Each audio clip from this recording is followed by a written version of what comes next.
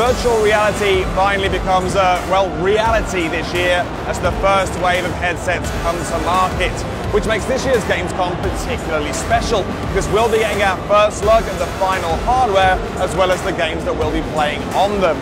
We spoke to some of the industry's biggest experts to find out more about the current state of VR, starting with Nvidia's very own Jason Paul. So at Nvidia, our goal is to build the ultimate graphics platform for virtual reality.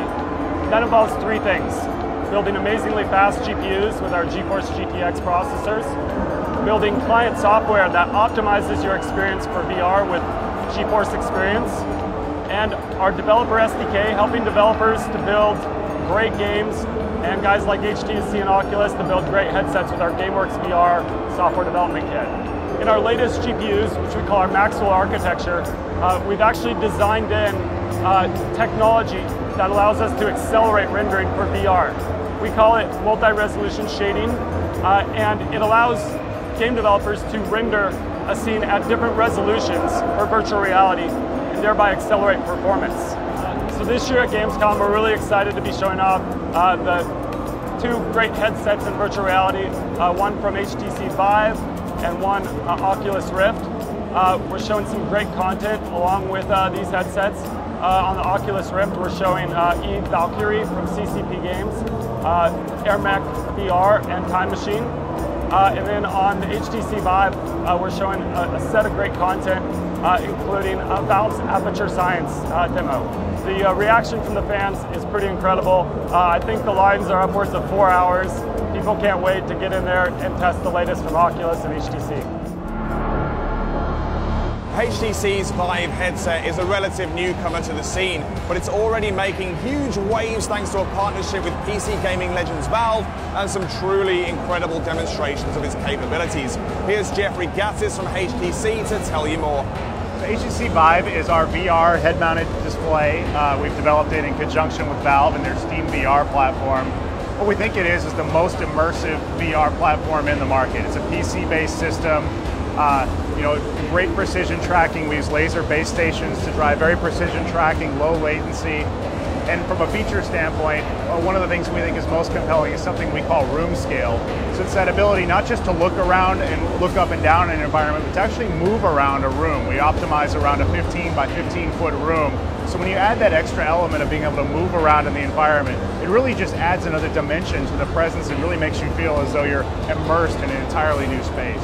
I think 2016 is the year. It's finally here. Obviously, we've committed to have our product in market before the end of this calendar year, so we'll get a little bit of a head start. But I think a couple things have happened. I think you have technology has gotten to a point now where we can support high frame rates, low latency, and really provide the kind of quality experience that people need in VR. I think you also have big companies now investing significant R&D, where you have Sony, Oculus, HTC, and Valve, and I think that just gives tremendous credibility not only to developers that it's okay to go invest in developing your application, but to consumers that this is finally here. Some of us have been waiting for this stuff for over 20 years now, but the fact that you have these big companies making investments and commitments to put product in market tells me it's here, and I think it only goes up from there. CCP was one of the first studios to start work on a full VR game in the form of Eve Valkyrie, which is also playable here with the recently revealed retail version of the Oculus headset. CCP's Andrew Willans was on hand to talk about the challenges of creating a compelling VR gaming experience. Eve Valkyrie is it's the ultimate space dogfighting simulator. It's Top Gun in space.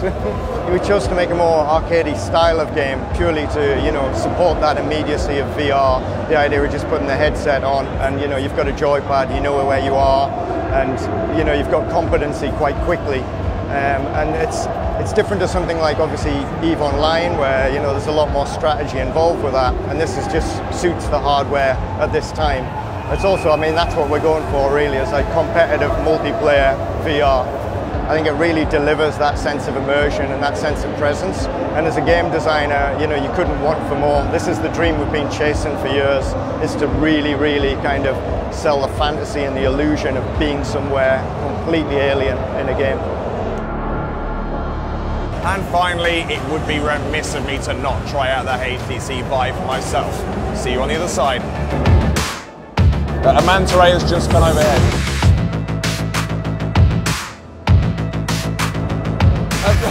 Oh my word. This is true like 3D art. Now I'm creating a rainbow.